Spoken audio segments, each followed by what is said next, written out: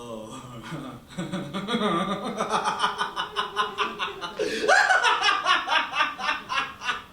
Oh, I should have known it was that. Well, to tell you the story of that, please welcome Mr. Fraser Gibson, reading a story by Miss Lucy Josephine, entitled, You've Reached the Liminal Shopping Hotline!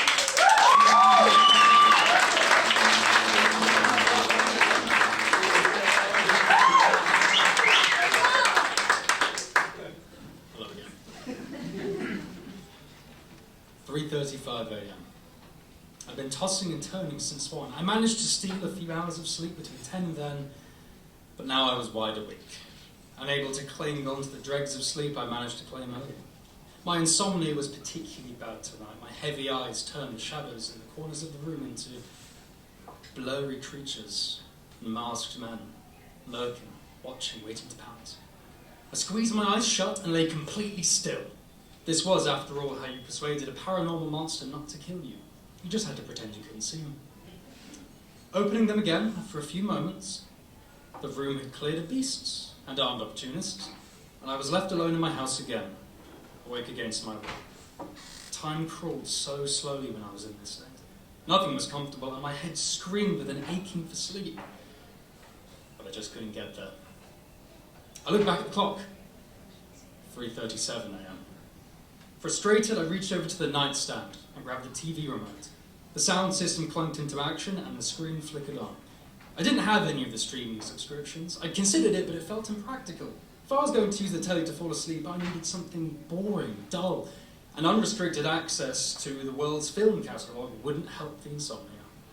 I flicked through the channels with mundane repetition, none of them any use to me. Law and Order reruns. Some American sitcom I'd never heard of and had no interest in discovering now. And here it was, my Lord and Saviour, the shopping channel.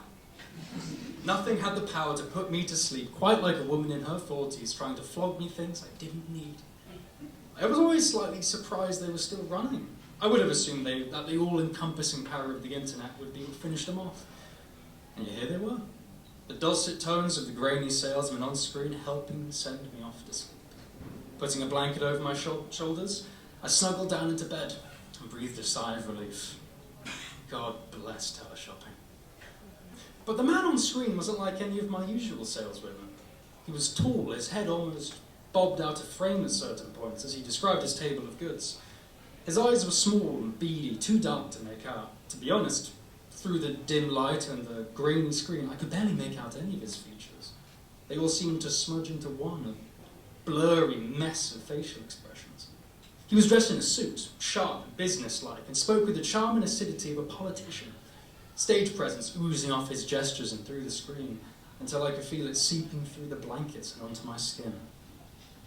He had me hooked.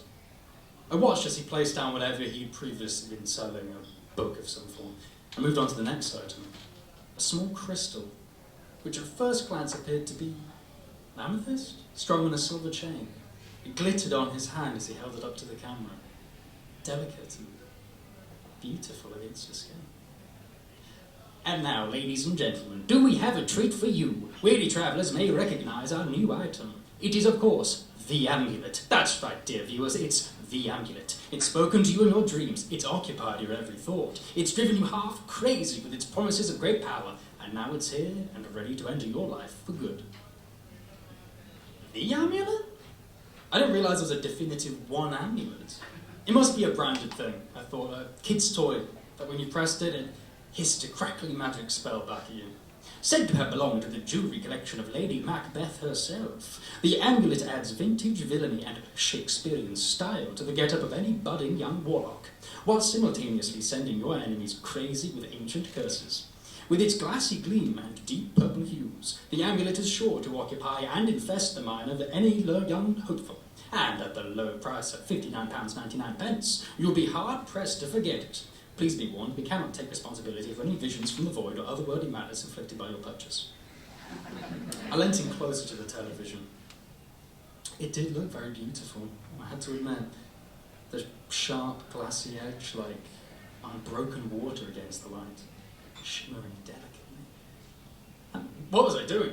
I pulled myself back, realising I'd been inching closer and closer to the screen. I was being ridiculous. Clearly I was sleep deprived, reading into things too much. It was just a pretty necklace, using a marketing ploy to get people to buy into it, when it really must have been some sort of cheap tinted glass knockoff. Pulling myself together, I muttered to myself, leaning back into the pillows, drawing the covers further up my face as he moved on to the next product. Now, girls and ghouls, listen up. This next item is sure to revamp your wardrobe without breaking the bank. Experience the thrill of luxury haunting with these 100% linen ghost bedsheets. Woven in the shade recently deceased, these are sure to bring a classic spectral feel to any of your paranormal jaunts. Simply pop the sheet over your spiritual form, adjust as desired, and there you have it, a timeless outfit for terrorizing the living. And just look at the drape on these. The sheets themselves are breathable, lightweight, and float effortlessly as you glide from room to room, providing a timeless, ghostly silhouette. For only £29.99, you can purchase a bumper pack of 4 sheets, each one quality checked and assured, and for the first 10 of our customers who order, we'll throw in an extra 2 sheets for free. What a bargain! So call the number on screen now to upgrade your look from drab wraith to stunning spectre, and keep those hauntings feeling fresh and fun for all the family. T's and C's apply. Please note here at the Liminal shopping channel, we don't tolerate bigotry of any kind. Any use of the bedsheets other than for spiritual infestation will result in your immediate termination from this plane of existence with no refund provided. This does not affect your statutory rights. In a way, it was reassuring to learn that the strange man on screen had a moral code he apparently followed. Despite flogging what must have been prank items, he at least wanted them used for whimsy and nothing more, which was admirable. I'll give him that. I still couldn't make out his face. I thought it might have just been the lighting, but looking closer, it really was like his whole face had been smudged. I could make out what I thought was a nose, but, well, it sat where his left eye should be. And his hands, as he lifted them up, I peered closer, counting the fingers. 1, 2, 3, 4, 5, 6, 7, and the 8th wasn't even a finger, it was more like a tentacle. This wasn't doing anything for my insomnia. Clearly I was beginning to see things, my curiosity now on edge. I waited to see what strange thing he'd produce next. I was not disappointed. Now, a detour from our more fashion-oriented items onto something with just as much practicality and style, but this time in the kitchen. Ladies, gentlemen, and variations thereupon, let me introduce you to the whisk of verbal aggression. No longer do you have to slave at the hob, pulling muscles trying to get that cake batter whisked, with crafty insults and scathing sarcasm. The whisk of verbal aggression beats those eggs in no time, saving you the time and effort of mixing while still producing delicious results at the end. Its creativity knows no bounds. The whisk of verbal aggression can attack all aspects of ingredients, from its moral character to physical appearance, making your mixes smooth and cooking easy. Made with Bog Witch Charm silicone and reinforced titanium center, there's no comparison for this stunning piece of cookware. And at the low, low price of £11.99, you'll be beating yourself up if you don't snag this deal. There was no way this could be real, right? It had to be some sort of practical joke, a satirical show to scare the shit out of whatever lonely bastard was flicking through the channels in these early hours. It had to be something I just wasn't in on. I'm sure I thought, if I just called the number on screen, I'd end up on the receiving line of some prank voicemail telling me what an idiot I was for buying into the whole thing. But it couldn't hurt to try, right? Slowly, I punched the number into my phone and hit call.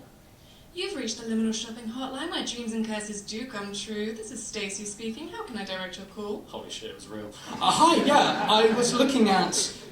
What was I looking at? I was looking at buying one of your products. Oh, God. How wonderful for you. Well, we have quite the selection available. Can I ask specifically what you had your eye on? The whisk of aggression? Now that is a good one. It's been very popular recently. And was it just the one you wanted, or did you want to purchase a pair? Why would I want to? It helps to keep them in pairs. They keep each other company. I think I'm going insane. No, just the one, please. Not a problem at all. Now, before we continue, I've just got to ask you some preliminary screening questions so we can verify your suitability as a candidate and get your order through. Of course. My suitability? For a kitchen appliance? Fantastic. So first of all, what's your star sign? Well, I was born on January 10th, so... So a Capricorn, wonderful. And do you by any chance know your moon and rising? If not, just your date and place of birth will do. Right, Don't worry if you don't know. We can always circle back later.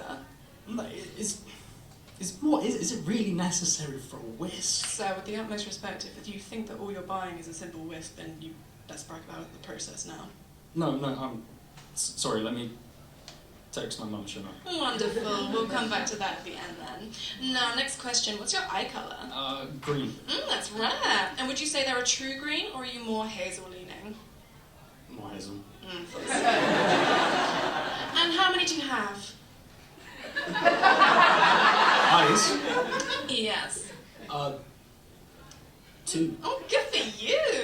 And approximately how many indirect deaths do you think you've caused in your life? Excuse me? Indirect deaths. You might have heard it referred to as the butterfly effect. For example, perhaps you stopped an orange light instead of speeding through at the last second. Because of this, the person behind you is now held up, meaning that if they drive past a tree at the exact moment it falls, crushing them to death instantly. If maybe you just both sped through, you might have avoided it. An indirect death. Oh, well, none, I hope. Don't we all? But I do need your genuine estimation. Maybe 10? 15? What the hell was I doing? This had to be part of the joke, assuming the whole thing was still a prank that I'd yet to hit the punchline. There was no way any of this was real. The whole affair was just absurd. I was going to wake up and see myself on some shitty phone jacker rip-off tomorrow morning. The man who tried to buy the sentient whisk. I'd be a laughingstock. I'd given up any hope of getting back my sleep now. The potion of curiosity, fear, and adrenaline had bubbled in my stomach and was now working its way through my veins. I felt like I was vibrating, made of electricity. My hands shook as Stacy continued to ask me questions. Do you still have all your bones? Yeah, as far as I'm aware. How fast can you run? Pretty fast. And if you had to lose one of your senses, which would it be? Smell. Excellent choice, very smart. And finally, are you currently in any form of debt to Balthazar the Kneecap Buster? No. Not unless he runs the student loan company. He wishes. Brilliant. Let me just jot all that down, and then we can discuss payment and shipping. Shit. I forgot I was meant to be buying something. In all honesty, I wasn't entirely sure what I was doing at all. On reflection, giving out such personal details to a lady claiming to be from a haunted shopping channel probably wasn't very street smart of me. But the time for rational thinking had long passed. I come to think of it, what currency do they take? So, for the whisk, as it's minorly sentient, we will need full tracking and signature on delivery. So, plus the £11.99 for the item itself. Fantastic. So that brings your total today to £481.99. £481? £481.99, actually, sir. You can't forget the pence. But I thought the whisk was only $11.99. It is. But with shipping plus VAT, that does bring it up a bit. A bit? As we say here, the real horror isn't hell, it's customs charges.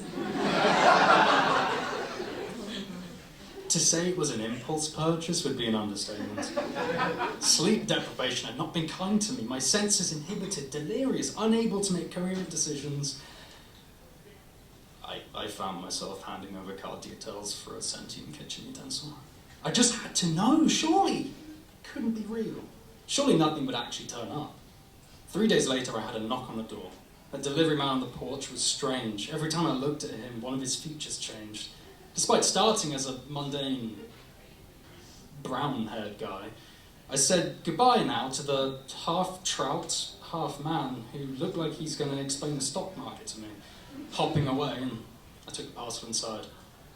Back inside, I opened up the small brown box in front of me. What was I going to do with the whisk once I got it out? I suppose I could start with a cake. Felt like the obvious choice, a little predictable. And I wasn't really sure I actually knew any other recipes that needed a whisk. Pancakes, maybe? But they were tricky at the best of times. And if the whisk was capable of beating eggs with its words, I didn't want to know what it thought of my cooking. Oh, how silly. Inside of the box, instead of my abusive appliance, was a small black velvet pouch containing the amulet. Well, that's awful, I thought. If it cost me £400 to get it here, I imagine they don't offer free refunds. I was going to have to go through this all over again for a whisk which I didn't even want, It was going to cost me £399 more than I would ever want to spend on such a thing. As I redialed the teleshopping number and waited for the assistant to pick up, I studied the necklace in my hands. It was even more beautiful in person than through the TV. It glittered as I turned it gently on my fingers, refracting under the soft light from the window, spelling soft, lilac beams across the floor. It was so elegant I could almost ignore its growing demands for blood. It was like it was whispering just to me, nobody else. Soft, gentle. You've reached the Liminal shopping hotline. My dreams and curses do come true. This is Stacey speaking. How can I direct your call? Hi, yeah, I ordered a whisk thing. The Whisk of Aggression? That's the one. I ordered one of those and it hasn't arrived. I mean, the parcel has, but the whisk wasn't in it. This other thing was. Other thing? Yeah, it was called the jewel. No, it's just told me it's called the amulet. Across the line, I heard the sound of a mug smash. The amulet, sir? That's the one. It's really quite beautiful. Do you think I could have it instead of the whisk? I paid the extra. Double. Triple. Sir, has it been speaking to you? Oh, yes. Ever so softly. So gently. It's very polite, you know. Right, I'm so sorry about that, sir. I'm going to fast-track our returns team onto your case now, and they should be with you in 2 business days. In that time, please do not touch the item, leave it in a bag, and block out any and all requests for human organs it may ask of you. I do have to advise that due to the corrupting nature of the amulet, we are no longer responsible for any decisions you make, possessed or not. Can you do that for me, sir? I haven't been paying attention. The amulet, it was exquisite. The way it glittered as it talked to me. And it was right. It was right. It would prefer to be with me. I could keep it safe after all, as long as I brought it the left eyes of my loved ones. It didn't want to go back to that place, that terrible place to be locked away, kept from people. It loved people. And their organs. It loved me, I could tell, and I wasn't going to let any harm come to it. Sir, are you still there? Sir, have you been corrupted by the promises of the amulet? Corrupted's a strong word. I thought as I dropped the phone to the floor and locked myself in my room, the amulet whispering to me all the while. People were so judgmental these days. What happened to love is love? Can't a guy just promise his soul to the amulet anymore? I didn't know what she seemed so worried about. I was perfectly fine, and everything it was saying to me sounded very reasonable. I did deserve powers and riches beyond my wildest dreams, and I was going to do whatever it took to achieve it. And if that required stealing my mother's kidneys, then so be it. The amulet by my side, nothing could stop me. Or even an NHS receptionist. I'd be invincible. I'm not sure how long I spent there, just cradling my new friend and talking to her, soothing her. The phone rang incessantly in the background, leaving voicemails and strange tongues I couldn't make head or tail of, but who needed them? Who cared what they wanted? I no longer cared about my sleepless nights. Thank you, the amulet. Each hour of the day blurring into one as I imagined the future I had with the amulet. Oh, the things we'd achieved together. Once we had space for all the bodies. I had the world in the palm of my hand, and it was beautiful, and nobody was going to stop me. Nobody was going to stop us. Knock at the door. Ignore it, we thought. No time for others, no need for others. Not when we have each other. Knock again, louder and more aggressive. We have no need for your earthly wares. We have each other. My colleague and I are here to collect your return. Oh, my amulet. Whatever creatures were at the door, they wanted the amulet. They were going to take it. My amulet, my baby. No, they couldn't. No, the amulet. I ran downstairs, face to face with the door, the amulet firmly in my grasp. A shadow loomed through the glass. It must have been at least 1,000 amulets tall, its silhouette abnormal and gnarled, sharp like the amulet, and its eyes through the door, illuminating the shadow, shining just like the amulet, but red, 2 bright red, glowing eyes. Please open up, sir. Balthazar the kneecap buster doesn't like to be kept waiting. No, he couldn't. He can't. Not my amulet. He can't have us. I refuse. The amulet's mine. Mine, you hear me? They're my amulets, and nobody can take the amulet from me. It's mine! My amulet! Mine!